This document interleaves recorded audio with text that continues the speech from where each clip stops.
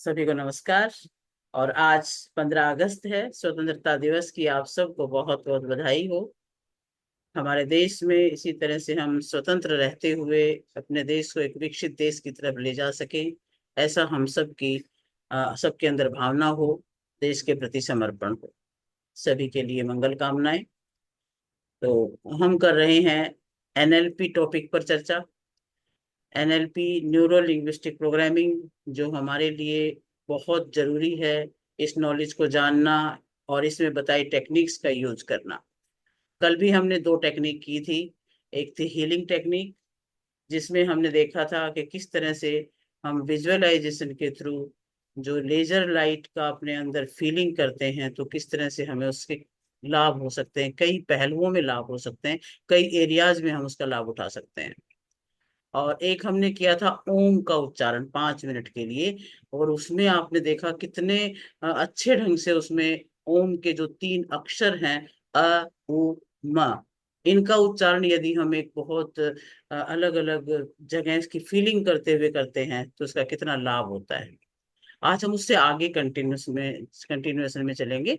उसके बाद जो हमारा टॉपिक है, बहुत ही सिग्निफिकेंट टॉपिक आने वाला है, बहुत समझने का टॉपिक है, जो हम बार बार यूज करते हैं लेकिन हम उसके बारे में अवेयर नहीं होते हैं।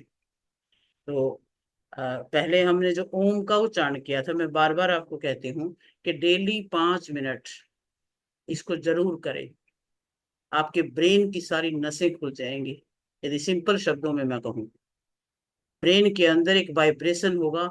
जो अ हम अपने मणिपुर चक्रा पर फील करते हैं, ऊ को हम अपने हार्ट चक्रा पर फील करते हैं, और मैं की जो गुंजन है उसको ब्रेन में फील करते हैं। और उसके साथ एक पूरे ध्यान के साथ एक विजुअलाइजेशन करते हुए हम इस चीज को फील करते हैं, तो बहुत अधिक लाभ हमें मिलता है।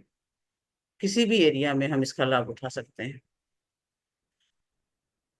हेल्थ में भी और हमारे वैचारिक स्तर पे भी। हमारी याददाश्त बढ़ती है, ध्यान की क्षमता में वृद्धि होती है, एंगर पे कंट्रोल होता है, शरीर में ऑक्सीजन का लेवल बढ़ता है, रोग प्रतिरोधक क्षमता बढ़ती है, और इसमें पॉजिटिविटी आती है, जिससे हम कामों को अच्छी तरह से कर सकते हैं। जब ओम का उच्चारण करें तो इस शब्द पर पूरा ध्यान केंद्रित करके करें। बोलते वक्त अंदर महसूस करें। जब आंखें बंद करके उच्चारण करेंगे, ध्यान लगाने के साथ साथ ओम को मन की आंखों से देखें। किसी भी चीज का ध्यान हो, उसमें पूरा खो जाए तभी ध्यान है, वरना वो ध्यान नहीं है, टाइम पास हो जाएगा। तो हमें विजुअलाइजेशन को भी समझना है, ध्यान को भी समझना है, और हमें उसमें अगर लगाना है, टाइम लगा ही रहे हैं तो परफेक्टली करें। ठीक है, हम आगे बढ़ते हैं। और उसके बाद फिर हम इससे और भी लाभ हमने देख जाने थे कि इससे पीएफसी कंट्रोल होता है, प्री फ्रंटल ब्रेन का जो भाग है वो ज्यादा स्ट्रोंग होता है। इससे हमारे में बहुत ज्यादा पावर जो है माइंड की बढ़ जाती है। अच्छा, स्ट्रोंग पीएफसी के क्या क्या लाभ होते हैं वो भी मैंने बताए थे आपको। जब ये ब्रेन का हमारा पार्ट स्ट्रोंग होता है तो इसके कितने लाभ हैं। तो लाभ इसके हमें कई तरह से नजर आते हैं। अब आप ये बताओ, एक सक्सेसफुल पर्सन और अनसक्सेसफुल पर्सन में क्या डिफरेंस है। एक सफल व्यक्ति में और असफल व्यक्ति में क्या डिफरेंस है। दोनों में विजन का डिफरेंस है। एक सक्सेसफुल पर्सन को आगे का रास्ता दिखता है, और उसे ये दिखता है कि मैं इतने समय में वहां पहुंच जाऊंगा। और एक असफल व्यक्ति को आगे का रास्ता नहीं दिखता, उसको अपना रोड ब्लॉक दिखता है, उसे दिखाई नहीं देता। जितने भी लोग सफल हुए हैं, वे अपने सारे कार्यों की प्लानिंग करके रखते हैं। मैंने ये करना है, मैंने वहां जाना है, ये मीटिंग करना है, इस तरह से प्लानिंग करनी है। उनको सारा अपना दिख रहा होता है, माइंड में सब कुछ चल रहा होता है एडवांस में ही, और वो अपने काम को करते हैं। और जो असफल लोग हैं, वो लोग ये बोलेंगे मुझे कुछ समझ नहीं आ रहा, सिचुएशन है, तो कंफ्यूज स्टेट में रहते हैं। उनको समझ नहीं आता क्या करना है क्या नहीं करना है। जिनका पीएफसी एक्टिवेट हो गया तो वो कंफ्यूज नहीं होगा। सबसे बड़ा फायदा जो ओम के बारे में हम बात कर रहे हैं, ओम ध्यान की, कंफ्यूजन खत्म होता है। लंबे समय तक वो अगर कहीं पे स्टक हैं, कहीं बढ़ ही नहीं पा रहे हैं आगे किसी भी योजना के अंदर, तो इस पर काम करें, और इसका जो अंतर है 1 सप्ताह के अंदर फील होना शुरू हो जाएगा। मेंटल ट्रेनिंग है ये। टेंजिबल रूप में हमें इसका लाभ ना भी दिखे, लेकिन इसका मेंटल लेवल पे बहुत ही जबरदस्त लाभ दिखता है। और चेंज कैसे पता चलेंगे, कैसे जानोगे कि चेंज आ रहे हैं? वो आएंगे आपको 5 तरीके से, मैंने बताया था उस दिन भी। आपको फ्लैशेज आने लगेंगे, अपने आप ही आइडियाज आएंगे, हंचीज आएंगे, आइडियाज, ड्रीम्स आएंगे, या कोई व्यक्ति आपको आकर के मिलेगा कि ऐसे कर लो, वैसे कर लो। और रेगुलर प्रैक्टिस करोगे तो यूनिवर्स के साथ कनेक्शन बनाने में आपको बहुत अच्छे से आइडियाज लगेंगे, अच्छे अच्छे आप कर पाओगे, संकेत मिलेंगे आपको, ऑटोमेटिक कोई योजना दिमाग में आएगी। तो इस तरह से आपको मिलेगा। और मैं खुद देखो, जब से मैं एनएलपी कर रही हूँ मुझे बहुत कुछ मिलने लग रहा है।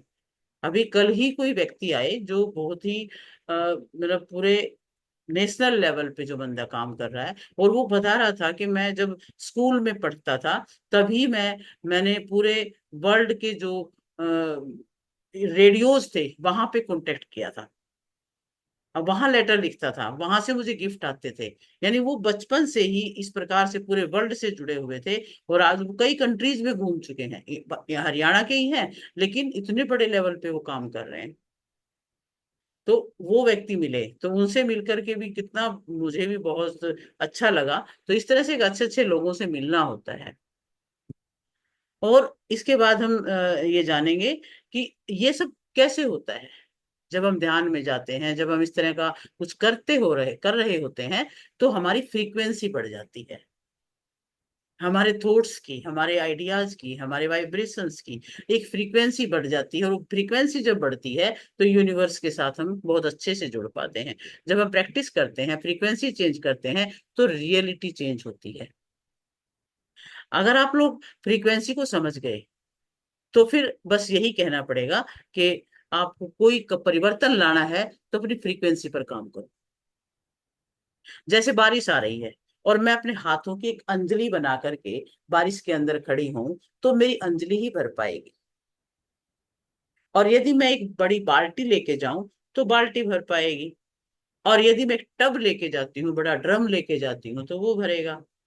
और यदि मैं पौंड ही बनवा दूं अपने यहाँ पे, तो पूरा पौंड भरेगा। तो जितनी हमारी कैपेबिलिटी होगी, कैपेसिटी होगी, उतनी ही प्राप्तियां होंगी। तो क्या करना, अपनी कैपेसिटी ही तो बढ़ानी है। अब मुझे ये समझ में आ रहा है कि मुझे पैसे के लिए, कमाने के लिए भागने की जरूरत नहीं है, फ्रीक्वेंसी बढ़ाने की जरूरत है। अब इसके और एग्जांपल से समझते हैं। जैसे कोई रिक्शा पुलर है, 20,000 रुपये पर मंथ कमा लेता है।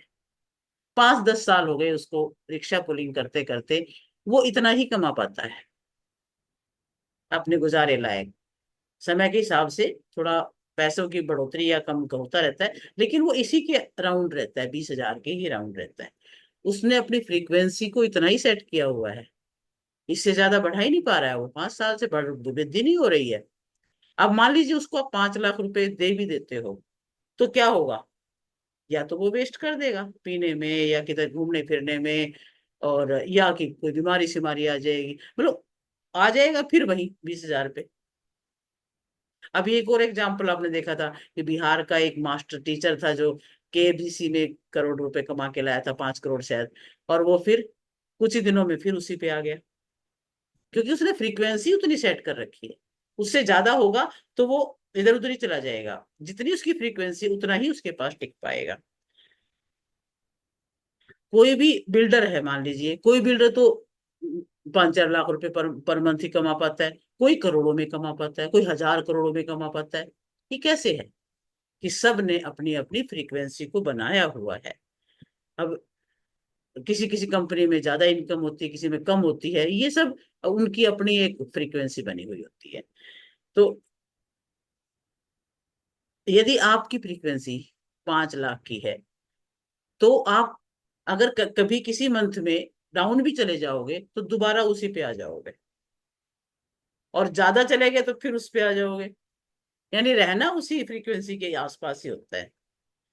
यदि आपको इसे बढ़ाना है तो एक बात का ध्यान रखना पड़ेगा, आपको फ्रीक्वेंसी चेंज करना है, अपनी इंटरनल फ्रीक्वेंसी को भी चेंज करना है, एक्सटर्नल को भी चेंज करना है। यदि मैं इंटरनल फ्रीक्वेंसी पे काम नहीं करूंगी तो आउटर फ्रीक्वेंसी इतना काम नहीं आएगी, रियलिटी चेंज नहीं कर पाएगी। तो फ्रीक्वेंसी जो है वो आपके हर एरिया में काम करती है, केवल पैसे की बात नहीं है। पैसा तो एग्जाम्पल के तौर पे कहा। हमारे कितने एरियाज हैं, याद है किसी को, कितने एरियाज हैं हमारी लाइफ के? थोड़ा सा बताओ, ऐसे सुनना सुनना नहीं है। कितने एरियाज है, बोल के बताओ जरा, अनम्यूट करके। हेल्थ, पांच। रिलेशनशिप, कितने करियर एरियाज पे और हमें मनी काम करना होता है? और इनर। पांच। पांच। 5। हाँ। बताइए one by one. Health, health, relationship, health, money, relation, career money, और अपने करियर, स्पिरिचुअल ग्रोथ पर भी। और स्पिरिचुअल ग्रोथ पर भी स्पिरिचुअल उसी ग्रोथ। की वजह। वैसे तो 4 एरिया हैं ये मेन तो। बाकी इनर एनवायरनमेंट को चेंज करना ये तो हमेशा ही रहता है। और जी। हेल्थ, रिलेशनशिप, करियर और मनी। तो मनी के बारे में हमने देखा कि हम अपनी फ्रीक्वेंसी सेट कर लेते हैं, फिर हम उतने पे ही आ जाते हैं। हेल्थ के मामले में भी, हेल्थ पे भी हम जैसा हम अपने लिए सोचते हैं, अपनी फ्रीक्वेंसी सेट कर रखी है, हमारी हेल्थ भी वैसे बनी रहती है। माइंड में बार बार किसी बीमारी का ख्याल करते रहेंगे तो वो बीमारी बनी रहती है फिर हमारे अंदर। हम उसको उस ख्याल को सोच कर छोड़ करके यदि हम हेल्थ की बातें, अपने न्यूट्रिशन की बातें, अपने आप पर काम करना शुरू करते हैं, हमारी फ्रीक्वेंसी चेंज होती है, हेल्थ अच्छी हो जाती है। ऐसे ही करियर के बारे में भी नए आइडियाज के साथ काम करने लगते हैं, फिर फ्रीक्वेंसी थोड़ी चेंज होती है तो हम उस पर बनने लगते हैं। तो फ्रीक्वेंसी हर एरिया में काम करती है, सिर्फ पैसे वाली बात पे नहीं है। तो ये हर एरिया की जो बात है, हम उसको कॉन्शियसली एक्सपेंड नहीं करेंगे, यदि हम अपनी फ्रीक्वेंसी को नहीं बढ़ाएंगे तब तक वो रिजल्ट नहीं मिल पाएगा। यदि आप करोड़ों में कमाना चाहते हो तो करोड़ों की फ्रीक्वेंसी चाहिए, अगर नहीं है तो नहीं कमा पाओगे। करोड़ों की प्लानिंग है तो कितना भी कर लो, कोई एनएलपी कर लो, कोई कोर्स कर लो, वहां तक नहीं पहुंच पाओगे अगर प्लानिंग नहीं है तो आपके पास। ये जो सारी टेक्निक हम कर रहे हैं ये आपकी फ्रीक्वेंसी को बढ़ाने के लिए ही की जा रही है। NLP teaches you the way to increase your frequency. आप गुस्सा हो रहे थे, एनएलपी के बाद गुस्सा होना बंद कर दिया होगा, कुछ कंट्रोल जरूर आया होगा। फ्रीक्वेंसी आपका इस तरह से भी बिहेवियर में भी काम आती है, आपके कंपल्सिव बिहेवियर को कंट्रोल करती है, क्योंकि आपने अपने आप को समझना शुरू किया है। आप जितना ज्यादा मेंटल स्टेट को ठीक करते हो उतनी फ्रीक्वेंसी बढ़ती है। ये बात बड़ी सोचने की है, जितना मेंटल स्टेट पे काम करेंगे उतनी बढ़ेगी। आप जितनी रिसोर्सफुल स्टेट में रहेंगे, रिसोर्सफुल स्टेट याद है सबको? रिसोर्सफुल स्टेट में रहना क्या होता है, कौन बताएगा? रूपा, याद है? रिसोर्सफुल स्टेट में रहना क्या होता है? हम पॉजिटिविटी, हाँ, रिसर्चफुल पॉजिटिविटी है, अनरिसर्चफुल दो चीज होती है हैप्पीनेस है, एनएलपी में। कॉन्फिडेंस है। आप उसमें जब रहते हो तो फ्रीक्वेंसी बढ़ती है। ये फ्रीक्वेंसी, क्योंकि फ्रीक्वेंसी का फार्मूला है FTBAW। ये 5 अक्षर लिखना जरा, FTBAW। एफ होता है फीलिंग, टी से थॉट, बी से है बिलीफ, ए से एक्शन और डब्ल्यू से words. Feeling, thoughts, believes, actions and words. Feeling, अब इन पे एक एक पे हम थोड़ी थोड़ी बात करते हैं। फीलिंग में मतलब क्या है, आप कैसा फील करते हो? आप जॉयफुल फील करते हो, ग्रेट फील करते हो, पॉजिटिव फील करते हो, तो फ्रीक्वेंसी बढ़ रही है। यदि मेरा बिलीफ जो है पॉजिटिव है, नेगेटिव बिलीफ नहीं है, हमेशा अच्छा सोचते हैं, अच्छा करते हैं, तो हमारी फ्रीक्वेंसी भी बढ़ती जाती है। दूसरी बात है थॉट्स की। यदि आप अच्छा सोच रहे हो, हर बार अच्छा सोच रहे हो, प्रॉपर मैनर में सोच रहे हो, तो फ्रीक्वेंसी बढ़ रही है। यदि मैं पॉजिटिव थिंकिंग करूंगी तो पॉजिटिव मीनिंग निकालूंगी हर चीज का,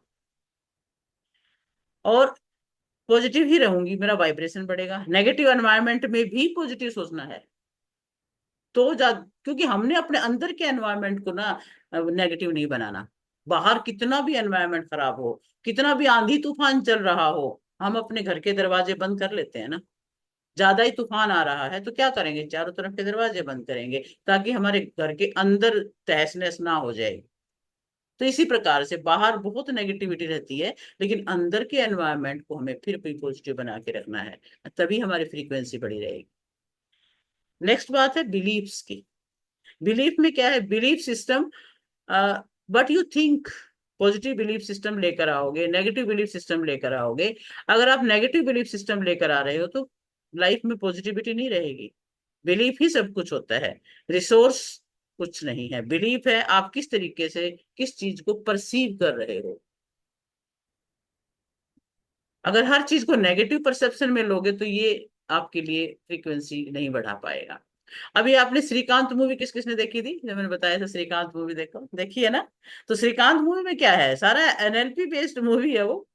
कितना यस उसमें, मैम, बोलने वाली भी थी कि मैंने मूवी देख ली है हाँ, फाइनली। श्रीकांत मूवी में एक अंधा इंसान जिसको जन्म से ही उसके फादर ने सोचा था कि उसको गाड़ दिया जाए, मार, उसको भी उसकी लाइफ को खत्म कर दिया जाए, लेकिन उसकी जो जर्नी है वो पूरा आप देखो कैसे वो हर जगह कोपिंग मैकेनिज्म कर रहा है, हर परिस्थिति में अपने आप को ढाल रहा है, अपना हर परिस्थिति से आगे निकल रहा है, वो अचीवर कॉन्शियसनेस के साथ चल रहा है। हर जगह जहां भी उसको कहीं अड़चन आती है तो अपना अचीवर कॉन्शियसनेस आगे ले आता है। कोर्ट में लड़ाई लड़ी उसने कि हम ब्लाइंड क्यों नहीं साइंस पढ़ सकते, देखा ना किस तरह से, और वो जीतता फिर। और फिर उसने किस तरह, एक बार देखो वो अपने रिसोर्सफुल स्टेट से डाउन आया था वो, एक बार उसके अंदर अहम आया था कि मैं ही सब कुछ हूँ, सरेंडर स्टेट से हट गया था थोड़ा, और फिर देखो तुरंत संभल गया, और संभलते ही फिर चेंजेस बहुत बढ़िया। तो वो सरेंडर स्टेट में आ गया फिर बिल्कुल। तो इस तरह से ये पूरा इसमें हमें समझने को मिलता है एनएलपी के बारे में। अगला है हमारा एक्शन। एक्शन में आपने कुछ भी कर लो, एक्शन नहीं ले रहे हो तो क्या होगा? सोचने से तो कुछ नहीं होता, एक्शन भी काम होता है। एक्शन, प्रैक्टिस, प्रैक्टिस जो भी करना प्रैक्टिस में जरूर लाना है। रिजल्ट आने में क्या टाइम लगता है? 1 मिनट में आता है अगर एक्शन ले लिए। सफल होने में बहुत कम टाइम लगता है, सुपर सफल होने में लगता है, सक्सेसफुल होने में नहीं लगता, सुपर सक्सेसफुल होने में लगता है टाइम। चुटकियों में रिजल्ट आता है यदि आप रिसोर्सफुल स्टेट में रह करके एक्शन लेकर के जब काम करते हैं। अब देखिए चेंज किस किस तरह से आता है। आपने वो वाल्मीकि ऋषि वाली भी कहानी सबने सुन रखी है, क्या क्या करके कमाया करता था। जब नारद मुनि आए और उनको शिक्षा दी और उन्होंने रियलाइज कर लिया, अरे ये मैं जो पाप कर रहा हूँ मैं ही भोगूंगा क्या, 1 सेकंड में चेंज आ गया, तपस्या में लग गए और एक्शन लिया तो ऋषि बन गए। चेंज ऐसे आता है जब एकदम से ट्रोमेटिक कंडीशन आ जाए या अंदर से कोई अवेकनिंग आ जाए, तुरंत चेंज आता है, देर नहीं लगती है। तो कहाँ देखो ऋषि बन गए, और आज हम उस ऋषि की लिखी पुस्तकें पढ़ते हैं, उनके ज्ञान को हम ले रहे होते हैं। आगे है वर्ड्स का। किस टाइप का शब्द आप यूज कर रहे हो? दुनिया में सबसे पावरफुल चीज है शब्द, जिसका हम अब और आगे चलेंगे, शब्दों का क्या रोल है, शब्द किस तरह से हमारे जीवन में परिवर्तन ला रहे होते हैं, वो देखेंगे अभी हम। क्योंकि दुनिया में सबसे पहले क्या, साउंड ही था। जो कुछ स्टार्ट हुआ साउंड से हुआ, एवरीथिंग साउंड। जैसे शब्द ब्रह्म, नाद ब्रह्म। आप बिल्कुल शांत भी बैठे होंगे ना तो भी यूनिवर्स के अंदर कोई ना कोई साउंड हो रही है, यूनिवर्स की भी अपनी साउंड है। तो साउंड का साइंस है। बहुत लोगों ने किस्से ऐसे सुने होंगे जरूर, अपने इतिहास में आता है, अपने ग्रंथों में आते हैं कि साउंड की वजह से, साउंड का जो प्रभाव है वो बारिश ले आता था। सुना है किसी ने? तानसेन की जो साउंड थी, जो राग थे, उससे दीपक जल जाया करते थे, यस मैम। है ना? साउंड का प्रभाव देखिए, साउंड थेरेपी है, म्यूजिक थेरेपी है। किस मैम तरह से मंत्रा वो है। एक एक सेल पे काम कर जाता है साउंड, इवन लिविंग पे भी, नॉन लिविंग पे भी कर जाता है, पेड़ पौधों पे भी कर जाता है, पशु पक्षियों पे भी कर जाता है साउंड। आपने ये सुना होगा कि जहां पर खेती बाड़ी है, जहां पे गार्डन है, वहां पे म्यूजिक चला दिया जाए तो वहां के पौधों में ग्रोथ अच्छी होती है, खिला खिला रहता है सारा कुछ। इवन एक मेरे तो परिवार में ही थे मेरे एंसेस्टर्स, पंडित सीताराम शास्त्री भिवानी के। तो वो भी बड़े अच्छे संस्कृत के विद्वान थे, शास्त्रार्थ वगैरह में बहुत जाते रहते थे। उन्होंने एक लकड़ी की गाड़ी बनाई, लकड़ी की गाड़ी बनाई, मंत्रों से चला के दिखाई। ये बहुत अद्भुत एग्जाम्पल हमने देखा। गाड़ी तो हमने भी देखी, लेकिन मंत्रों से उन्होंने ही चलाई थी, वो उनके शब्दों में इतना प्रभाव था। तो शब्द क्या क्या कर सकते हैं वो हम आगे आगे के एक दो दिन अब उसी पे हम काम करेंगे कि शब्द क्या कर सकते हैं। अब कोई भी चीज है, जैसे अब ध्यान में भी जब हम म्यूजिक सुनते हैं तो उस अलग ही हमारी सारी सेल्स के अंदर, सारे रोम रोम में मतलब उसका प्रभाव होने लगता है। हम कोई जप करते हैं, गायत्री मंत्र का एक धुन के साथ जप करते हैं, तो कितना उसका वाइब्रेशनल इफेक्ट होता है। ये जो बीट्स हैं, मेडिटेशन म्यूजिक बना रखे हैं, ये सारे हमारे ऊपर कितना असर कर रहे होते हैं। तो ये है हमारा अ, इसका प्रभाव हमने देखा। अभी हम जो अगला जो टॉपिक लेने वाले हैं वो होगा साइंस ऑफ हिप्नोटिक लैंग्वेज। तो हम साइंस ऑफ हिप्नोटिक लैंग्वेज पे हम बात करेंगे अभी। नेक्स्ट जो हमारा टॉपिक है, इतना समझ में आया सारा कि हम इनके क्या लाभ हैं, अपने जो प्री फ्रंटल कॉर्टेक्स को स्ट्रोंग करने के क्या क्या लाभ हैं, और किस तरह से फ्रीक्वेंसी चेंज करें तो क्या लाभ है। क्लियर। अब नेक्स्ट हमारा टॉपिक है साइंस ऑफ हिप्नोटिक लैंग्वेज। बहुत अच्छा मुझे लगता है टॉपिक ये। और अ, इसमें हम समझेंगे शब्दों का प्रभाव। तो किस किस ने सुना हुआ है हिप्नोटिक साइंस के बारे में? आप में से किसी ने कुछ सुना हुआ है इसके बारे में? बताएंगे जरा, हिप्नोटिक साइंस क्या है? हिप्नोसिस की साइंस क्या होती है? वो एक सम्मोहन की स्थिति मैडम। हाँ, ये आप उसका हिंदी रूपांतरण बता रहे हो कि सम्मोहन की स्थिति। तो सम्मोहन को क्या समझते हो, सम्मोहन को? बस मैडम टीवी में ही देखा है, वो ऐसे ही हाँ करके यस, अभी पूरा क्लियर हाँ। नहीं है। टीवी में देखा है तो टीवी में इसको ज्यादा बढ़ा चढ़ा के बताते हैं कि भी हिप्नोटाइज कर दिया।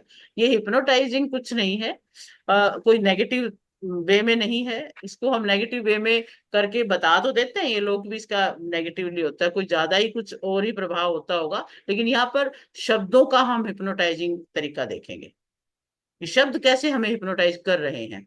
लगातार कर रहे हैं, हम हो रहे हैं, हम भी कर रहे हैं औरों को, और दूसरे भी हमें कर रहे हैं, डेली कर रहे हैं। उन शब्दों को देखेंगे, ऐसे कौन से शब्द हैं जिनसे हमारे माइंड पर ऐसा प्रभाव पड़ता है कि हम अनायास उन बातों को मानने लग जाते हैं। दुनिया में जितने भी प्रभावशाली लोग देखे हैं, इन्फ्लुएंशियल लोग, जितने भी इन्फ्लुएंसर देखे हैं, मोटिवेटर्स देखे हैं, स्पिरिचुअल गुरु देखे हैं, एक्टर देखे, एक्ट्रेस देखी हैं, तो वो सारे के सारे हमारे ऊपर बहुत बड़ा इम्पैक्ट छोड़ते हैं। तभी तो हम उनको याद करते हैं, तभी तो उनके शब्दों को कोट करते रहते हैं हम कि उन्होंने ये कहा था, बड़े बड़े ऋषि मुनियों ने ये कहा था, कोई दार्शनिक हुए उन्होंने ये कहा था। तो हम उनका इनाम याद करते हैं, उनके शब्द बोले हुए हम बोलते हैं। तो उनका प्रभाव हमारे ऊपर पड़ा हुआ है। आ, उनके अंदर एक इन्फ्लुएंसिंग की पावर होती है। Influencing is leadership. लीडर वही बन पाता है जो इन्फ्लुएंस कर पाता है। लीडरशिप मीन्स इन्फ्लुएंसिंग, किसी तरह बोल लो चाहे इसको आप। अगर किसी पर्सन को इन्फ्लुएंसिंग का तरीका आ गया, कैसे करना है इन्फ्लुएंस, किस तरीके से इस साइंस को अडोप्ट करना है, तो वो पर्सन अपनी लाइफ में एक्स्ट्रा ऑर्डिनरी लेवल तक पहुंच सकता है। आप किसी भी इंडस्ट्री में हो, आप कोई भी चीज को बेच रहे हो, या कोई भी क्लाइंट बना रहे हो, कोई भी पर्सन अगर आपसे कोई चीज खरीद रहा है, it means you are influencing. कोई भी पर्सन आतंकवादी बन जाता है क्योंकि वो भी किसी से इन्फ्लुएंस हो गया, नेगेटिवली इन्फ्लुएंस हो गया। यदि आपको इन्फ्लुएंस करना नहीं आता तो जीवन में बहुत कुछ खो देते हो। सच है कि नहीं? अगर हम किसी को इन्फ्लुएंस नहीं कर पाते तो हम कई बार बोल भी नहीं पाते हैं। हम सोचते हैं क्या फायदा बोलने का, कोई सुनता तो है नहीं। और अ, हो क्यों रहा है ऐसा? क्योंकि हमें वो कला नहीं आती। आपका अगर कोई बिजनेस में है तो वो उनका सेल क्यों नहीं हो पाता? क्योंकि इन्फ्लुएंस नहीं कर पाते वो किसी को। अब किसी पर्सन को मान लो शादी के लिए प्रपोज किया और वो तैयार नहीं हुआ, क्यों? क्योंकि आप इन्फ्लुएंस नहीं कर पाए। आप पार्टनरशिप के लिए किसी को मनाना चाह रहे हो और उन्होंने मना कर दिया क्योंकि आप इन्फ्लुएंस नहीं कर पाए। तो what is the science of influencing? अभी आप लिख सकते हो, science of hypnosis is metaphor. Hypnosis की जो साइंस है वो मेटाफर है, एग्जाम्पल्स है। क्यों लोगों को इतना अच्छा रिजल्ट आता है? क्योंकि वो मेटाफर्स को यूज कर रहे होते हैं, एग्जाम्पल्स को यूज कर रहे होते हैं, स्टोरीज को यूज कर रहे होते हैं। Convince people in which they are already convinced. लोगों को उसी चीज में कन्विंस कर सकते हैं जिसमें वो पहले से कन्विंस्ड है। जिस चीज में वो पहले से कन्विंस है उसको दोबारा कन्विंस करना है। मेटाफर क्या करता है? एक चीज को दूसरी चीज में कन्वर्ट कर देता है। कोई बात हमें वैसे ना समझ में आए तो हम क्या है, कोई एग्जाम्पल ले आते हैं बीच में, भाई ऐसे है। अभी मैं कल 2-4 दिन पहले पार्क में घूम रही थी हमारे पास में ही, तो वहां पे एक लेडी, एक टीचर है, वो भी मेरे पास आई। कहती है, मैम वो जो दूसरी लेडी है ना वो हमेशा ना मेरे पे टोंट करती रहती है, कभी कुछ कहेगी कभी कुछ कहेगी, मैं तो ना परेशान हो जाती हूँ, बहुत ज्यादा बोलती है। मैंने कहा कोई बात नहीं, बारिश तो आएगी, आप छाता लेके रख लो, आप क्यों अपने अंदर उस चीज को आने दे रहे हो? बोलते रहे, क्या फर्क पड़ता है? तो मैंने उसको ये कहा और वो एकदम से समझ गई। हाँ ये बात तो आपकी ठीक है, मेरे को सुनना नहीं चाहिए। तो एग्जाम्पल से तुरंत बात क्लियर हो जाती है। तो अब जैसे एक एग्जाम्पल लेते हैं हमारी, मान लो कि अभी 2000, हम 2020 का समय लेते हैं। 2020 के अंदर हमारे घर खर्च में 1 लाख रुपया खर्च हो जाता था। उससे 20 साल पहले हम जाएं, सन 2000, सन 2000 में हमारे पास यदि 10,000 रुपए थे तो भी काम चल जाता था। उतना ही काम जितना आज 1 लाख में चल रहा है, उतना 20 साल पहले 10,000 रुपए में चल जाता था। और उससे 20 साल पहले 1980 में जाएं तो 1,000 रुपए में चल जाता था।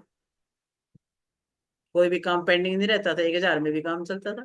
और 1980 से 20 साल पहले जाए 1960, तो 100 रुपए में चल जाता था। 1960 में मेरे पापा की पे जो है 100 रुपए भी नहीं थी। 1962, 60, 61, 62 की बात है। उससे 20 साल पहले जाएं 1940 में, तो 10 रुपए में चल जाता था। तो इससे क्या पता चल रहा है कि जो पैसे की वैल्यू है वो 10 गुना कम होती जा रही है 20 साल के अंदर। हर 20 साल में 10 गुना वैल्यू कम हो जाती है उसकी। तो ये मैंने एग्जाम्पल किसका दिया? इन्फ्लेशन का। तो इन्फ्लेशन शब्द बोलूं तो मैं शायद इतना अच्छा ना समझा पाती, लेकिन हमने इस एग्जाम्पल को देखा तो हमें समझ आ गया कि इन्फ्लेशन क्या होती है, पैसे की वैल्यू कैसे घटती है। अब आगे, अब 2000 में, यदि 2020 में हमारा काम चल रहा है 1 लाख रुपए में, तो अगले 20 साल में कितना कितना होना चाहिए? बताओ जरा। अगले 20 साल में, अगले बीस 10 मतलब 2040 में कितने कमा रहे होंगे तब इतना काम चलेगा? 10 लाख मैडम। 10 लाख रुपए। ये वैल्यू 10 लाख की बन जाएगी जो आज 1 लाख की है, क्योंकि हम पिछला ट्रेंड देख लिया सारा। और ये इन्फ्लेशन का एग्जाम्पल था। ठीक है, क्लियर? अब और एग्जाम्पल देख लेते हैं, देखो। यानी कोई भी बात को हम वैसे कहें ना तो समझ नहीं आती है, एक एग्जाम्पल जोड़ दो तो एकदम समझ में आ जाती है। अब इसी तरह से आप लोग यदि साइंस फिजिक्स की बुक भी आपने सुनी होगी, पढ़ी होगी, तो कोई टीचर जब पढ़ाता है तो बच्चा 1-1 घंटा 2-2 घंटा ध्यान से सुन लेता है, समझ आता है उसको। उसी फिजिक्स की किताब को यदि कोई दूसरा टीचर समझा रहा है, लेकिन बच्चे बोर हो जाते हैं, बच्चे कई तो सोने लग जाते हैं, उनको मजा नहीं आ रहा होता। मीन्स क्या हुआ, इसमें क्या समझ में आया? कि वो कन्विंस नहीं करा पा रहा, वो समझा नहीं पा रहा है वो। मतलब ये क्या है, कन्विंस कराना क्या होता है? आप अपनी बात को दूसरे के माइंड में डाल पाते हो कि नहीं डाल पाते हो? मेन वो चीज होती है, उसके माइंड में सेम थॉट पहुंचाना, चाहे एग्जाम्पल के थ्रू चाहे स्टोरी के थ्रू। वो है कन्विंसिंग कर देना उस चीज को।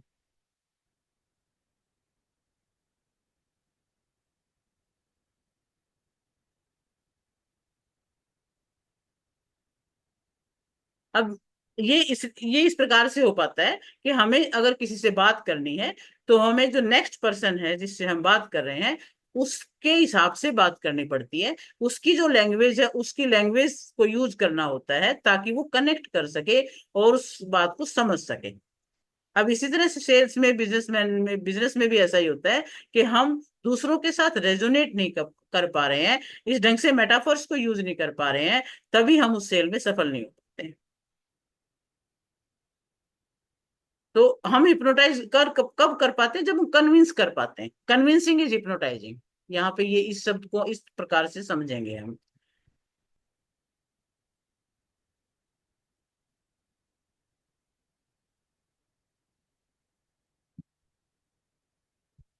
यदि मैं अपनी बातों से दूसरों को कन्विंस कर पाऊं तो बहुत अच्छे से बिजनेस कर सकता हूं।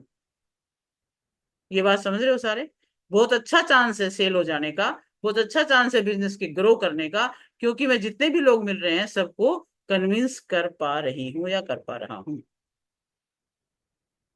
जो बिजनेसमैन है अपना माइंड को एक्स्ट्रा ऑर्डिनरी यूज नहीं कर रहे, तभी मुश्किल है। बिजनेस जो है डे बाय डे टफ होता जा रहा है। बहुत मुश्किल है यदि सामान्य तौर से बिजनेस करते रहे। हर दुकान जो है का रूप बदलता जा रहा है। और बिजनेस भी किस तरह से देखो, एक तो होता है प्रॉफिट वाला बिजनेस, एक होता है स्केलेबल बिजनेस। प्रॉफिट वाले बिजनेस में एक कांस्टेंट इनकम आती रहती है और काम चलता रहता है। और स्केलेबल बिजनेस क्या है? एक बिजनेस से दूसरा बिजनेस भी खड़ा कर देना, एक के साथ उसकी ब्रांचेज भी बनती चले जाना। एक दुकान है तो एक दुकान करी, फिर दूसरी दुकान दूसरे एरिया में कर दी, तीसरी उस एरिया में, चौथे एरिया में, पांचवें एरिया में, अपनी इस दुकानों को, अपने आउटलेट्स को बढ़ाते जाना। वो तो हो गया स्केलेबल। और अगर आप एक ही दुकान करके बैठे हो, सारी उम्र उसी में बैठे हो, तो फिर वो सिर्फ प्रॉफिट प्रॉफिट कमा पा रहे हो। अब इस तरह से आपको एक और एग्जांपल लेते हैं। ग्रोसरी शॉप का सबसे बड़ा कंफर्टेबल और सबसे अच्छा माना जाता था बिजनेस पहले, क्योंकि ग्रोसरी शॉप एक मोहल्ले में एक होती थी और जो है सारे ही लोग आसपास के उसी से अपना वो सामान खरीदते रहते थे, उसका पूरा जिंदगी भर उसी में निकल जाया करती थी। कई कई पीढ़ियां उसी से वो काम चला लिया करते थे, क्योंकि सभी ने खरीदना है सामान, तो घर का जितना भी सामान है सब लेते हैं। लेकिन अब आप बताओ क्या क्या चेंज आ रहा है? बिजनेस का डायनामो चेंज हो रहा है सारा का सारा। पुराने तरीके फेल हो रहे हैं। अब क्या हो रहा है? बिग बाजार आ गया, रिलायंस मार्ट आ गया, मॉल आ गया, बिग बास्केट आ गया, ई मार्ट आ गया, और वी मार्ट आ गया। मतलब ऐसी ऐसी चीजें आ गई जिससे लोग ऑनलाइन ही ऑर्डर कर देते हैं, घर बैठे उनका सामान आ जाता है। तो क्या होगा ग्रोसरी ग्रोसरी शॉप वालों का? नहीं चलेंगी उतनी अब। और धीरे धीरे और बढ़ रहा है ये ऑनलाइन मार्केट ने, ये जो रिटेलर हैं इनकी बिजनेस पर बहुत ज्यादा जो है नुकसान किया है। और आगे आगे बढ़ना ही है। हर उस ग्रोसरी शॉप वाले को भी अब स्टाइल तो बदलना पड़ेगा। अगर वो ऐसे बैठा रहा तो वो फिर उतना नहीं कर पाएगा, अपना काम नहीं चला पाएगा। तो इस तरह से हमें बिजनेस का आज का डायनेमो समझना है। जो कंफर्ट जोन में जा रहे हैं तो ज्यादा ग्रोथ नहीं कर पाएंगे।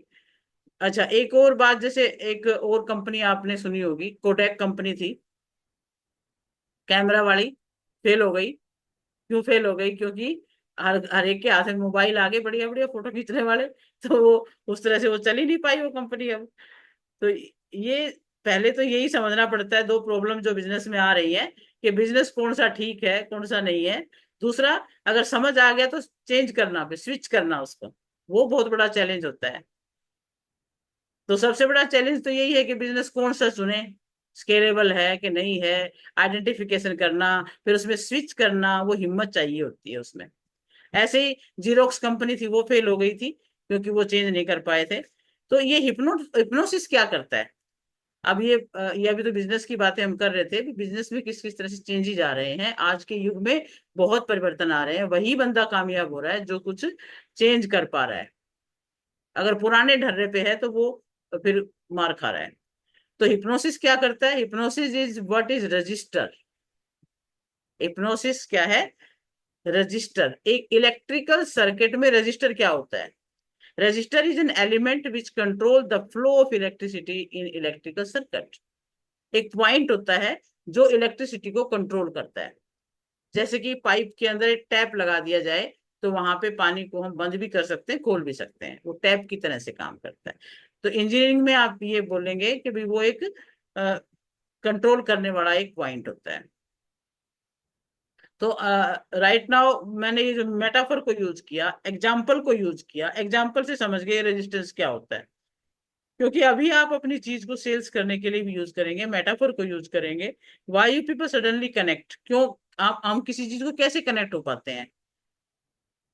क्योंकि ये मेटाफर्स, ये एग्जाम्पल्स इंटरेस्ट क्रिएट कर देते हैं और बहुत ईज के साथ एक दूसरे की बात को हम समझ पाते हैं। अगर वो चीज हमारे माइंड में नहीं जा पाती है तो इसका मतलब एक रेसिस्टेंस क्रिएट हो गया। अगर किसी की बात को हम नहीं समझ पा रहे या हमारी बात को दूसरा व्यक्ति नहीं समझ पा रहा, इट मीन्स कहीं ना कहीं रुकावट है, कहीं ना कहीं रेजिस्टेंस हो गया है, रुकावट आ गई है, कोई कंट्रोलिंग चीज बीच में आ गई है। तो मैं अब जो है ना, हर एक टीचर भी हिप्नोसिस को यूज कर रहा होता है, लेकिन वो नेगेटिव सेंस में नहीं है। हिप्नोटाइजिंग आप अपने आप को भी कर सकते हो। अपने आप को कैसे कर सकते हो वो भी हम बात करेंगे। अभी दूसरों को कर सकते हैं फॉर द गुड थिंग, अच्छी चीजों के लिए। अभी अभी हम ये बोल बता रहे हैं कि रेजिस्टेंस क्या है, क्यों नहीं होता। तो ये समझ में आया कि दूसरों तक बात नहीं पहुंच पा रही, इट मीन्स रेसिस्टेंस है, बीच में कोई विरोध है। तो एग्जाम्पल से हमने इस बात को समझा कि रेसिस्टेंस होता क्या है। अच्छा, अब आप में से ये बताओ किस किस को वो बात याद है, F3 मोड वाली बात की थी मैंने एक बार। F3, F3 मोड था, याद है किसी को? Fight, flight and freeze. याद आया कुछ? हाँ। डर, जब कोई डर क्रिएट होता है, डेंजर डेंजर कंडीशन आती है, डेंजरस कंडीशन कोई भी, तो हमारी बॉडी इन तीन मोड में आ जाती है, फाइट, फ्लाइट या फ्रीज। और इसके लिए हमने एग्जाम्पल दिया था डॉग का, कि डॉग जो है क्योंकि ऐसे हम F3 मोड को करें तो इतना ज्यादा क्लियर नहीं होता है, लेकिन हमने वो एग्जाम्पल यूज किया। एग्जाम्पल यूज करते ही फिर हम सब समझ गए कि भी डॉग बहुत भौंक रहा था, तो एक बंदा तो बिल्कुल ही फाइट करने में आ गया, डॉग को भगाने की लाठी लेकर के मारने में आ गया, और दूसरा भाग गया, और तीसरा फ्रीज हो गया डर के बिल्कुल। तो तीन कंडीशन बन जाती है, F3 मोड ऑन हो जाता है, डेंजरस कंडीशन जैसे ही आती है। तो अभी आप अगर अगर 2 मिनट के लिए भी यदि हम झगड़ा करते हैं ना किसी से, तो क्या होता है, थक जाते हैं। अगर झगड़ा का कोई बात ऐसी आ जाए, गुस्सा आ जाए, झगड़ा हो जाए, तो हम थक जाएंगे। तो झगड़ा नहीं करना, एक्टिंग भी करनी है ना, तो भी एनर्जी डाउन हो जाएगी। अभी आप मैं ये कहूँ कि आप एक्टिंग करो झगड़ा करने की, जोर जोर से बोलो, खूब जोर जोर से एक दूसरे को बोलोगे, तो माइंड थक जाएगा एकदम से। क्यों थक जाएगा? क्योंकि हम अपनी एनर्जी को अपने हाथों पैरों में यूज करना शुरू कर देते हैं, ब्रेन में एनर्जी कम जाती है, और F3 मोड जो ऑन होता है, उस F3 मोड में झगड़े के बाद में एक बहुत ज्यादा सुस्ती आ जाएगी, सिर में दर्द हो जाएगा, और कहेंगे "हे भगवान, क्यों, क्या हो गया, ये क्यों लड़ाई की मैंने, क्यों गुस्सा किया मैंने"। फिर ये भाव आते हैं, गिल्ट फील होगा, एनर्जी ड्रॉप हो जाएगी। कितने लोगों को एक्सपीरियंस है इस बात का कि झगड़ा करने से, गुस्सा करने से एनर्जी डाउन होती है ना? एनर्जी डाउन होती है। चलिए, ये सारे जो एग्जाम्पल्स हैं, ये मेटाफर्स, इसको मेटाफर भी कहते हैं, एग्जाम्पल भी कहते हैं, और यही हमारी लैंग्वेज को इम्प्रेसिव बनाते हैं, हिप्नोटाइजिंग बनाते हैं, ये सब। अच्छा, स्वाति भी कह रही है कि हाँ, गुस्से के साथ एनर्जी डाउन फील किया इन्होंने भी। तो जब F3 मोड ऑन होता है तो ब्रेन क्या करता है, इमरजेंसी में कोप अप करने के लिए हमारा जो ब्लड है, ज्यादा एनर्जी वहां चली जाती है हाथ पांव में, और हमारे उन एरियाज को एनर्जी नहीं जाती जो हमें लाइफ सपोर्ट ऑर्गन होते हैं हमारे। ब्रेन को एनर्जी नहीं जाती तो वो थक जाता है। यानी सब कुछ ब्रेन से ही हो रहा है वैसे। अभी मेटाफर को यूज करके हम समझ रहे हैं कि किस तरह से ये चीज काम करती है। हमारी लैंग्वेज, हमारे शब्द, बात शब्दों पे आती जा रही है। जहां डिमांड होती है वहां सप्लाई ज्यादा होनी जरूरी है। डिमांड कहाँ जरूरत है, एनर्जी कहाँ डिमांड है, ब्रेन में, और ब्रेन में एनर्जी जा नहीं रही है, तो इसका हम एग्जाम्पल देते हैं। मान लीजिए कहीं ऐसी व्यवस्था है जहाँ पे हमें 2 क्विंटल चावल चाहिए, और हम भेज दें वहां 10 किलो, तो क्या होगा? वहां तो काम नहीं चलेगा, भूखे मरेंगे लोग। सप्लाई की इसीलिए जरूरत थी, सप्लाई बढ़ानी पड़ेगी। तो यहाँ पे जब सप्लाई नहीं है तो बहुत कमी पड़ गई है वहां पर।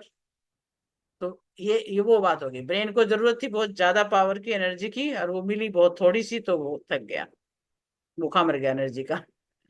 तो इसी प्रकार मान लीजिए कुत्ता पीछे पड़ गया, हमको दौड़ना पड़ रहा है, और यहाँ पे फिर बहुत जरूरत है बहुत ज्यादा पावर लगाने की। अगर नहीं उतनी लगा पाए ना, तो कुत्ता काट जाएगा फिर, अगर उतनी एनर्जी वहां नहीं मिली तो ये बहुत हम इस प्रकार से सोच रहे हैं कि किस तरह से शब्द हमें कन्विंस कर देते हैं, शब्द हमें समझा देते हैं। तो बॉडी में जो एनर्जी है वो रेगुलेट हो रही है नॉर्मल वे में, जब भी F3 मोड होता है। तो अगर वो टैप, ये क्यों, ये वही बात चल रही है बार बार, टैप ओपन हो जाता है हमारा, क्योंकि एनर्जी डाउन होने जाना, एनर्जी वेस्ट होने लग जाती है। टैप ओपन का मतलब क्या है? मान लीजिए पानी ऊपर जा रहा है, टैप बीच में ऑन है, तो सारा पानी तो निकल रहा है फिर। तो वही हाल होता है, हमारी एनर्जी टॉप पे जो जानी थी, वो बीच में ही टैप ओपन हो गया, और वो हमारी एनर्जी सारी निकलने लग गई। अब कई बार गुस्सा जब होता है तो हमारी जो नसें हैं वो फूल जाती है यहाँ की भी, गुस्से के अंदर। कई बार जो ज्यादा गुस्से करने वाले लोगों का देखा होगा आपने, है तो वो फूल जाती है, क्योंकि वहां पे उस तरफ एनर्जी जाने लग जाती है। तो वो ब्रेन जो है वहां पे उधर एनर्जी को सेंड कर देता है, और इस तरह से फिर वहां पे भी हमें दिखता है कि यहाँ पे एनर्जी जो है यहाँ ज्यादा हो गई है, फिर आंखें लाल होना, ब्रेन और ये सब होना शुरू हो जाता है, और उधर से फिर थोड़ी देर बाद थकावट फिर होनी शुरू हो जाती है। तो ये कुछ एग्जाम्पल्स लेकर के जो बात समझाई जाती है वो अलग ही इम्पैक्ट इम्पैक्ट बनाती है। अच्छा, जैसे कई बार क्या कहते हैं, मेरा सर दर्द से फटा जा रहा है, ये शब्द क्या है? मेरा सर दर्द से फटा जा रहा है, या फिर माई हेड इज बर्स्टिंग। तो जब ये बात बोलते हैं तो हम एक पेन को जो है, अपने आप को पेन पेन इंक्रीज होने वाली स्थिति में ले आते हैं। मेरा सिर फटा जा रहा है, मतलब हमने अपने आप को हिप्नोटाइज कर लिया इसमें, कि मैं बहुत मतलब पेनफुल हो गए हम इसमें। तो अच्छा, कि अब आप में से एक बात बताओ, कितने आप में से सभी माताएं हैं, कितनी बार इन शब्दों का यूज किया होगा जब बच्चा कहीं दौड़ रहा है, भाग रहा है, उसको चोट लग गई, तो हम क्या कहते हैं? अरे कुछ नहीं हुआ, कुछ नहीं हुआ, मेरा बड़ा स्ट्रोंग बेबी है, ये बहुत शेर है मेरा तो बच्चा जो है, उसको कुछ नहीं होता। ये शब्द क्या है? आपने उस शब्द से उस बच्चे के माइंड में एक मैसेज डाल दिया कि नहीं, सच में कुछ हुआ नहीं है। माँ ने कह दिया कुछ नहीं हुआ, यानी हमने उसको हिप्नोटाइज कर दिया। अब वो उसी माइंडसेट से सोचेगा उस चोट को, कि हाँ वास्तव में कुछ नहीं हुआ, जल्दी ठीक हो जाएगी। तो ये ऐसे, ये क्या कोई ज्यादा सम्मोहन थोड़ी किया हमने, अपने शब्दों से उसके माइंड में एक चीज कन्विंस कर दी कि नहीं कुछ नहीं हुआ। और ये हिप्नोटाइजिंग वर्ड्स हैं। अच्छा, कितनी बार आप लोगों ने सुना होगा नेगेटिवली हिप्नोटाइज करने वाले लोगों को? कई लोग हमें नेगेटिव हिप्नोटाइज करते हैं ना, हम हो जाते हैं। जैसे हम कोई काम कर रहे हैं, कोई व्यक्ति आता है, पागल है, ये काम कर रही है, ये कैसे होगा तेरे से, ये नहीं हो सकता। अगर ये बोल दिया किसी ने, चाहे वो घर के काम के लिए हो, चाहे बिजनेस वगैरह के लिए हो, अगर ये कोई बोल देता है पागल है तू, ये बिजनेस करेगा, ये बिजनेस करेगी, ये काम करेगी, अब देखो, ये सब सुनते ही वो सोचा पता नहीं कौन सा गलत काम हो गया मेरे से, तो माइंड में सोचेगा ना एक बार, तो अच्छा खासा प्रोजेक्ट जो है नेगेटिव फ्रीक्वेंसी में दब जाएगा। ये होता है। अच्छा, और एग्जाम्पल, ये कई सारे एग्जाम्पल, आज मैंने एग्जाम्पल्स जो है ना छोटे छोटे नोट कर रखे हैं वो मैं बताती जा रही हूँ कि भी हाँ इस तरह से होता है। ये हिप्नोटाइजिंग लैंग्वेज है हमारी। तो कितनी बार आप ये बताइए कि बहुत अच्छी अपॉर्चुनिटी आई थी, और किसी व्यक्ति ने इस प्रकार से बोल करके हमारी उस अपॉर्चुनिटी को खत्म करवा दिया, और वो खुद बंदा उसी बिजनेस को करके कामयाब हो गया। हमें तो उसने ऐसा इतनी ऐसे जोर से बोल करके हमारे माइंड को तो वो बार पाठ पढ़ा दिया कि हाँ ये तो वाकई ठीक नहीं है भाई, मैं तो गलत सोच रहा था। और खुद, या तो वो खुद उसमें सफल हो गया, या कोई और बंदा भी उसमें सफल हो गया, हमने देखते देखते हमारे, और हम उस काम में रुक के बैठ गए क्योंकि हम नेगेटिवली हिप्नोटाइज हो गए। अच्छा, आप और सुनो। आपने कितनी बार ये सुना होगा कि जो ये जमीन बेचने वाले हैं ये एक शब्द का यूज करते हैं, ये जमीन तो सोना है, बोलते हैं ना। कोई चीज बेचनी हो तो क्या कहेंगे, सोना है सोना। अब सोना शब्द हिप्नोटाइजिंग है। सोने के साथ क्या जुड़ा है, कॉस्टली। सोना इट मीन कॉस्टली है ये तो सोना सब सुनते ही ना कस्टमर का दिमाग जो है घूमेगा, अच्छा इतना कॉस्टली है ये, तो वो बहुत चांस है कि वो खरीद लेगा। और या फिर ये कहेगा आज मिल रहा है इस रेट में, क्या समझते 5 साल बाद मिल जाएगा इस रेट में ये शब्द क्या है, माइंड को हिप्नोटाइज करने वाले। तो ये छोटे छोटे शब्द है जो रोजमर्रा की जिंदगी में हम यूज कर रहे हैं, वही शब्द है। अच्छा, एक ये जमीन सुनने वाली बात होगी कि वो ये प्रॉपर्टी डीलर्स करते हैं ऐसा। अच्छा, एक बात हम और यूज करते हैं, जैसे अरे वो इंसान तो भगवान है, भगवान देवता है, पूरा देवता है। या फिर किसी लेडी के बारे में कोई शरीफ हो, गाय है, पूरी गाय। अभी देखो ये शब्द क्या है मतलब हमें एक मेटाफोर के साथ जोड़ दिया, एक कंपैरिजन कर दिया किससे, तो वो हम वैसा ही समझते हैं। फिर इस इंसान के बारे में, हमारे बारे में उसके, हमारे मन में किसी उसके बारे में विचार वो बन हीरा भी जाता कहते हैं मैडम, है। कि ये व्यक्ति हीरा है। हाँ, हीरा है, हीरा है, बिल्कुल। अच्छा, एक और है देखो, हम कई बार कहते हैं ना फ्री है, फ्री मिल रही है ये चीज, तो सेल लगी हुई है। सेल शब्द भी क्या है, हिप्नोटाइजिंग है।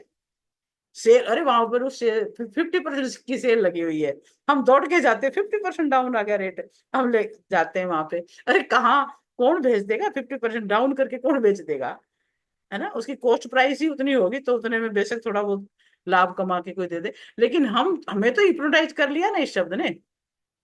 फ्री तो बहुत जल्दी करता है। अब जैसे अपन ये जो ये ऑनलाइन बिजनेस चल रहे हैं या कोई भी बिजनेस है, तो उसमें एक चीज फ्री ऐड कर दें तो वो ज्यादा बिक्री कर पाते हैं। भाई इतना आप 2,000 का सामान लोगे तो आपको ये चीज फ्री मिल जाएगी। अब वो उस एक, चाहे वो फ्री जाने 10 रुपए की चीज हो, 10 रुपए की चीज को लेने के लिए 2,000 खर्च कर दे। तो बोलो फ्री क्या है, फ्री कुछ भी नहीं है। फ्री तो एक कहते हैं एक्विजिशन कॉस्ट है ये तो, भाई उसको आकर्षित करने के लिए कॉस्ट है छोटी सी। एक प्रकार से वो कहते हैं ना, शेर का शिकार करना हो तो बकरी आगे कर देते हैं, तो एक प्रकार से वो तो बकरी है, आगे तो शेर चाहिए उसको। तो ये हमारी फ्री शब्द भी एक हिप्नोटाइजिंग वर्ड है।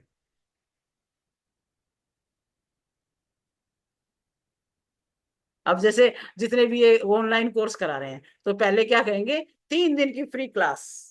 अब वो 3 दिन की फ्री क्लास में वो सारे मेन मेन पॉइंट बता देंगे, और फिर कहेंगे भाई देखो, अगर आपको अच्छा लगा हो तो इसको हम और डिटेल में करेंगे, और ये कोर्स मेरा इतने का है। फिर यही टेक्निक है ना सभी की, ऐसे करना पड़ता है। तो 3 दिन की फ्री क्लास करा के, वो फ्री कुछ नहीं है, फ्री है हमारी एक्विजिशन कॉस्ट। अच्छा, एक और उसके बाद और बात चली हुई है कि जब मेंबर बन जाते हैं उसकी कम्युनिटी के, तो उसमें कोई सिल्वर मेंबरशिप है, कोई प्लेटिनम मेंबरशिप है, कोई गोल्डन मेंबरशिप है। अब उसका भी कोई क्राइटेरिया बना दिया। सिल्वर शब्द सुनते ही लगेगा अच्छा सिल्वर वाली है, इंपॉर्टेंस सिल्वर जितनी है, फिर प्लेटिनम है, प्लेटिनम जितनी इंपॉर्टेंस मिली हुई है, या गोल्ड जितनी मिली, मतलब वो अपने आप को उसी तरह से रिजोनेट करके, अपने आप को ब्रेन में कन्विंस करके आगे व्यवहार करते हैं, तो उस हिसाब से। अच्छा, अब और देखते हैं। आज कितने लोगों को ये याद है कि टाटा नैनो आई थी, गाड़ी, गाड़ी निकली थी टाटा नैनो, बड़ी देखिए अच्छी मैडम, गाड़ी देखिए, निकली थी, है ना। अच्छा छोटी सी वो, देखिए। हाँ यदि बिल्कुल, कहते तो। 1 लाख रुपए की गाड़ी निकाली थी रतन हाँ। टाटा ने। उन्होंने क्या कहा, क्या क्या देखा था कि बॉम्बे में कोई लेडी थी, बारिश में भीग रही थी बच्चे के साथ, और गाड़ी थी नहीं उसके पास। उसने सोचा भी देखो मैं कुछ ऐसी गाड़ी बनाऊं जो बहुत कम कीमत में सब लोग ले सकें। उन्होंने गाड़ी, नैनो गाड़ी निकाली, काफी सुंदर गाड़ी है, कोई कमी नहीं है गाड़ी के अंदर। अरे उतने में बाइक आती थी, बाइक जितनी कीमत में उसने गाड़ी निकाल दी, 4 बंदे बैठ के उसमें जा सकते हैं। तो टाटा कंपनी ने निकाल दी, हालांकि उनको दिक्कत आई उस गाड़ी को 1 लाख रुपए में बनाने में, फिर भी उन्होंने निकाली क्योंकि संकल्प ले लिया तो बना दी। बड़े बड़े लोगों का ये भी है, एक बार कह दिया तो कह दिया। तो वो गाड़ी निकाली, लेकिन उस गाड़ी के साथ एक शब्द जुड़ गया, एक आइडेंटिफिकेशन जुड़ गया, गरीबों की गाड़ी। एक गरीब भी ऐसी गाड़ी को नहीं लेना चाहता जिसके साथ गरीब शब्द जुड़ा है। अपनी आइडेंटिटी को गरीब कोई रखना नहीं चाहता। वो गाड़ी बहुत जल्दी जो है फ्लॉप हुई, बहुत कम चली है वो गाड़ी। उतना जिस जिस हिसाब से वो निकली थी, पहले तो उसका इंतजार किया लोगों ने, अच्छा 1 लाख में गाड़ी आ रही है, 1 लाख में गाड़ी। हमें भी याद है वो सीन कि लोग कह रहे थे अरे टाटा कंपनी गाड़ी आने वाली है 1 लाख रुपए की। और उसके बाद अब तो सुनने में आता ही नहीं, अब तो और ही गाड़ियां सुनने में आ रही हैं। तो क्यों क्यों नहीं चली? क्योंकि हमारे माइंड में एक बात आ गई, गरीबों की गाड़ी है, तो गरीब शब्द से जुड़ना नहीं चाहते। और एक एक और भी गरीब शब्द से एक ट्रेन भी है ना, गरीब रथ। गरीब रथ। सुना किसी ने? गरीब रथ एक ट्रेन है। उस गरीब रथ। गरीब रथ को भी लोग कई ये समझ बैठते हैं गरीबों की गाड़ी होगी, लेकिन उसमें सारा हाँ, कुछ है, एसी गाड़ी है, सुनिए। सब कुछ बढ़िया है। लेकिन उसके साथ भी गरीब शब्द जुड़ गया। तो ये शब्द जो है ये भी कोई जल्दी से लगाना नहीं चाहता। ये शब्द भी कहीं ना कहीं हमारे माइंड को खटकता है, नेगेटिवली इम्पेक्ट करता है हमारे ऊपर। अच्छा, और देखो, और हिप्नोटाइजिंग वर्ड्स के साथ कौन सा बिजनेस कैसे ग्रो कर रहा होता है। आपने वो सुना होगा, ठंडा मतलब, ठंडा मतलब कोला। Coca Cola. ठंडा मतलब कोका कोला। यानी ये शब्द ऐसा जुड़ गया इस कोका कोला शब्द के साथ कि बिजनेस बढ़ गया कितना, कारोबार। एक एक और भी है, डर के आगे जीत जीत है। है। ये भी किसी ठंडा की ऐड है ना। राइट। मतलब ऐड भी ऐसे बनाई जाती हैं जो हिप्नोटाइज करती हैं, ड्यू के साथ। है ना। Mountain Dew. Yes yes ma'am. हाँ बिल्कुल। अच्छा, एक और याद करो, ऐसे ऐसे ऐसे शब्द याद कर रहे हैं आज हम। पहले इस्तेमाल करो नमक विश्वास टाटा। करो। टाटा नमक। है नमक और टाटा। टाटा नमक। टाटा नमक, टाटा का क्या थी, ऐड क्या है? नमक और टाटा।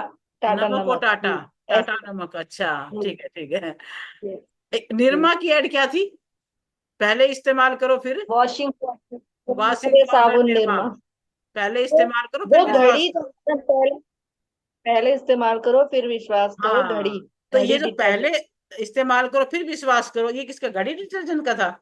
अच्छा, तो यस मैम। इससे इससे क्या हुआ, लोगों में एक माइंड में बात हुई, अरे इस्तेमाल करके देख लेते हैं ना एक बार।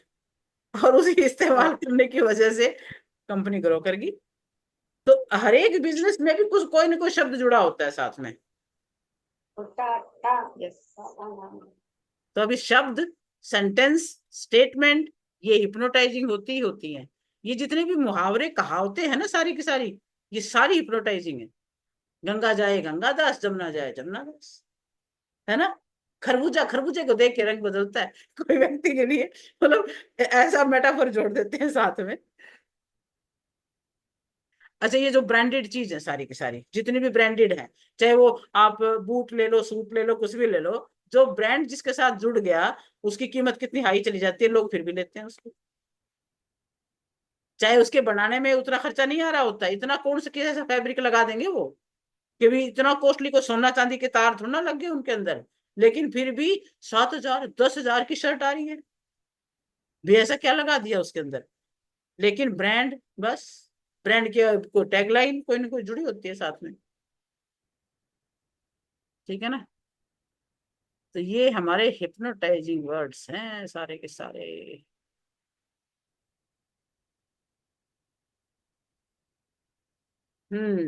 तो कितने, आप में से कितने लोग हैं जो स्टेटमेंट बोल करके इम्पैक्ट डालते हो अपने बच्चों में, अपने साथियों में, बताओ। कोई ना कोई शब्द बोल के एक इम्पैक्ट तो डालते हो। बच्चों को कोई बात समझानी है तो कितने एग्जाम्पल दे करके समझा रहे होते हो आप लोग खुद। तो वो आप क्या कर रहे कितने भी एग्जाम्पल उनकी हो? समझ में नहीं आती।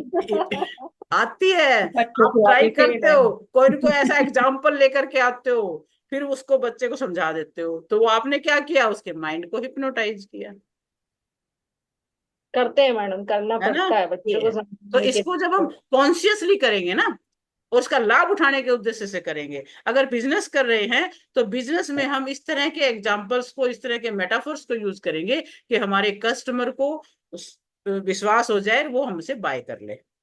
उसको हम इन्फ्लुएंस कर पाए। जितने भी पब्लिक स्पीकिंग करने वाले हैं, जितने भी स्टेज वक्ता हैं, जो भी स्टेज पे बोलने वाले, उनके पास ऐसे स्टोरीज, ऐसे एग्जाम्पल्स भरमार होते हैं। दोहे वो याद करके रखेंगे, कहावतें वो याद करके रखेंगे, स्टोरीज याद करके रखेंगे, फिर बोलना कोई मुश्किल नहीं है। एक टॉपिक लेके चले जाओ, दो चार सुनाओ कहानियां, दो चार सुनाओ कहावतें, और आपका लेक्चर बढ़िया। ठीक है ना।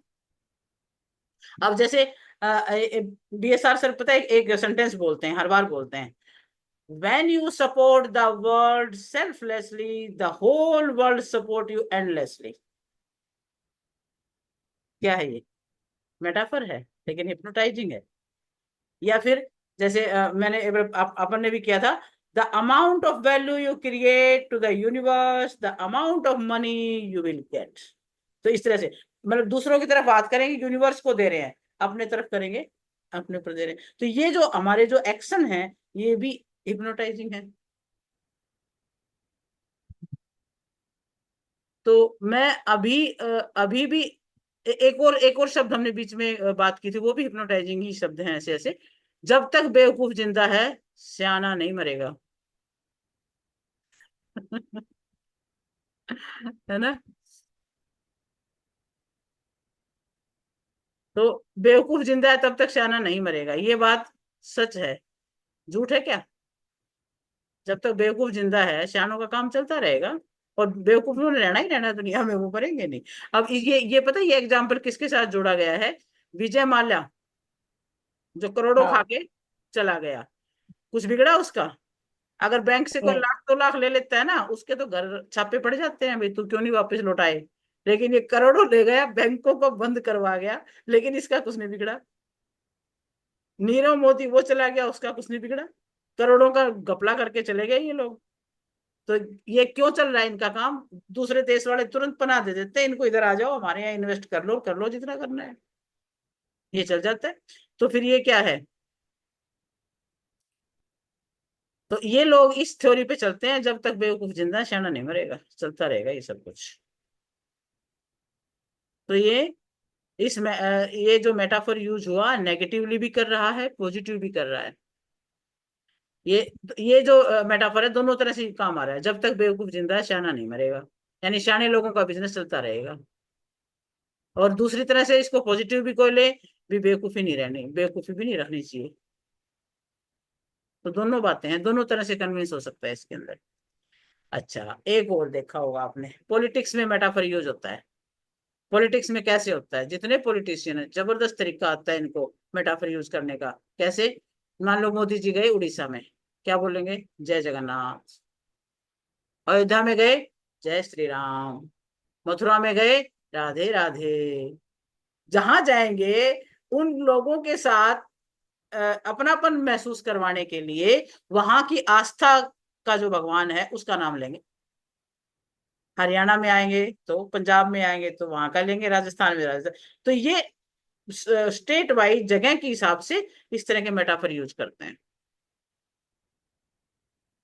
अच्छा, एक और मेटाफर आपने सुना होगा, एग्जाम्पल पहले बोला जाता था, खेलोगे कूदोगे होगे खराब, पढ़ोगे लिखोगे बनोगे नवाब। है ना। नवाब। तो बताओ ये कहाँ जुड़ी हुई थी बात? अब बच्चों को, छोटे को, हमने तो बहुत सुनी है भाई ये बात है, जब हम छोटे थे ना, तो अक्सर बोल दिया करते कोई ना कोई, पढ़ोगे लिखोगे बनोगे नवाब, खेलोगे कूदोगे होगे खराब। यानी खेल कूद के प्रति फिर एकदम से बच्चे का मन हट जाएगा, अरे नवाब तो पढ़ने से बनेंगे हम। तो मैं हो गया ना हिप्नोटाइज। मैम, महेंद्र सिंह धोनी का नहीं हुआ था हाँ माइंड आया। वो तो अपने पे ही अटे रहे कि हमें खेलना कूदना है, जब भी मैं बड़ा बनूंगा। हाँ, तो ऐसे ऐसे तो रेयर होंगे ना, ज्यादातर तो हो जाते हैं हिप्नोटाइज। जो नहीं होते यस। वो अलग लाइनें बना के खड़ी कर देते हैं। है ना।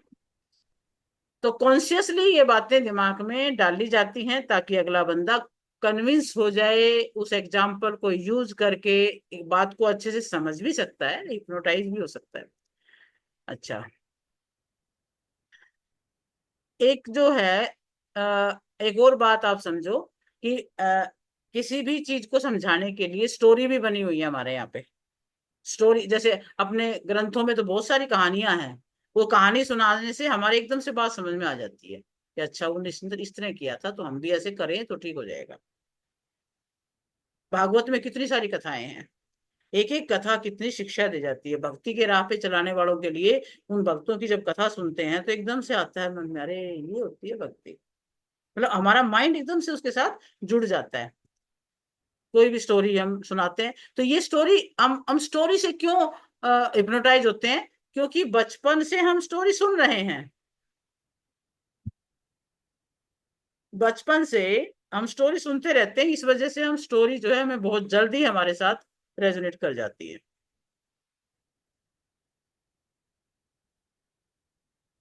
तो रियलिटी क्या है, मुझे सिर्फ जो है इन्फ्लुएंस करने के लिए इन शब्दों का यूज करना होता है। अब दो स्टेटमेंट देखो, और देखो दो स्टेटमेंट क्या है, marriage is a prison,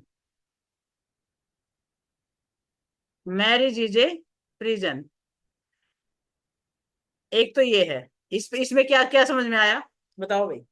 marriage is a prison, शादी एक पिंजड़ा है। हाँ तो मतलब ये नेगेटिवली हिप्नोटाइज करने का शब्द हो गया ना, कि अभी शादी तो बंधन है भाई, कैद है, ये तो पिंजरा है, ये तो गलत समझ गए इसके बारे में। दूसरा, मैरिज के लिए एक बात बोली जाए, marriage is a private garden of two flowers. अच्छा। है, मैरिज दो फूलों के लिए प्राइवेट गार्डन है। रिकॉर्ड। ये हो गया हमारा पॉजिटिव। दोनों चीजें हैं, अलग अलग हैं, और ये चीजें हमारे को किस तरह से माइंड में असर डाल रही होती हैं, ये होती है।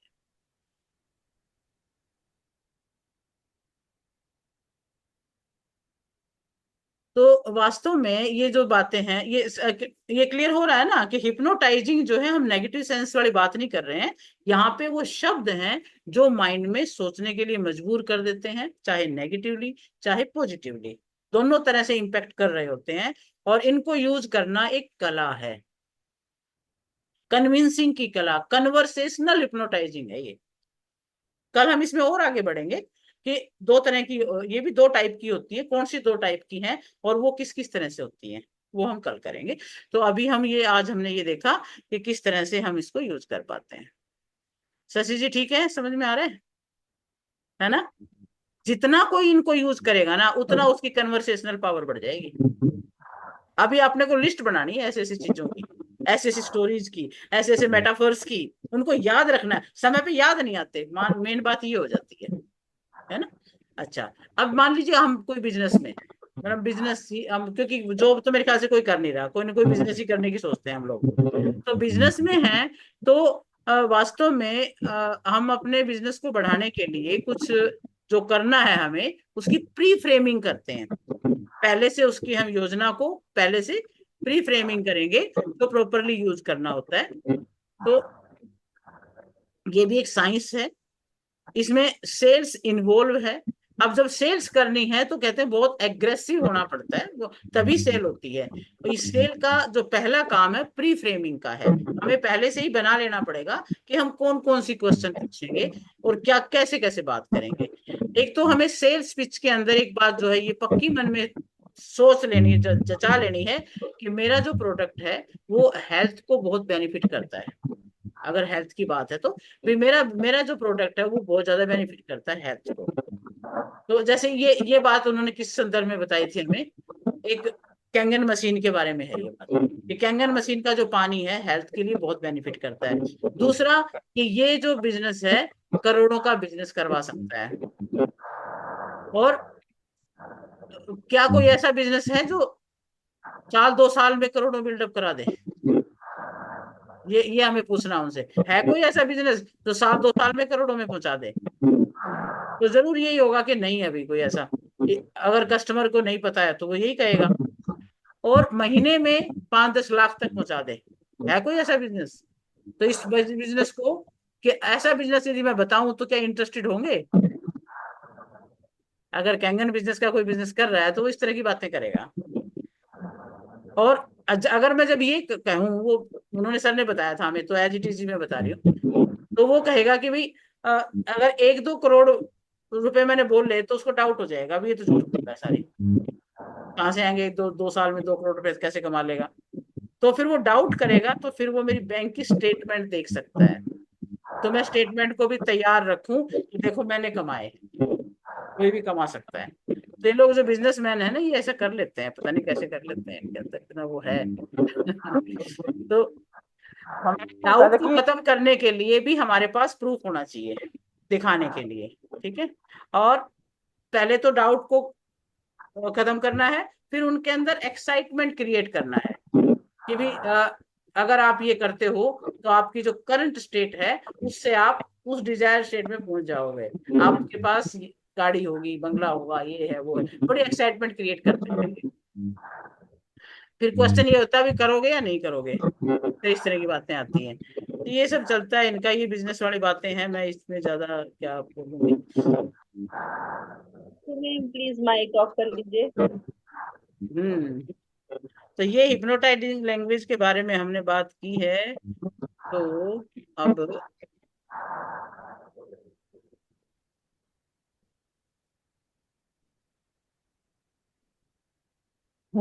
अब ये बताओ, ये समझ आ गया तो हम कल दूसरे टॉपिक पे चलेंगे। फिर बिजनेस में तो ये एक्साइटमेंट और फियर की बात करते हैं। पहले फियर क्रिएट करो, फियर उनको ये बताओ कि तुम नहीं कर रहे हो तो ये नुकसान हो रहा है, एक्साइटमेंट करो कि तुम ये कर लोगे तो तुम्हें इतना लाभ हो जाएगा।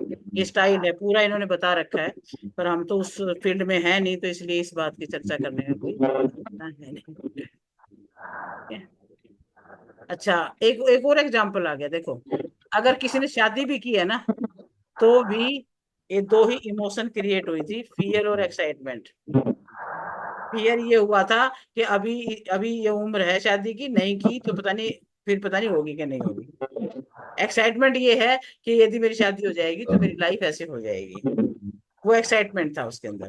तो शादी भी हमारी, कहते हैं ये इस तरह से हम माइंड को कन्विंस करा के ही करा पाए थे।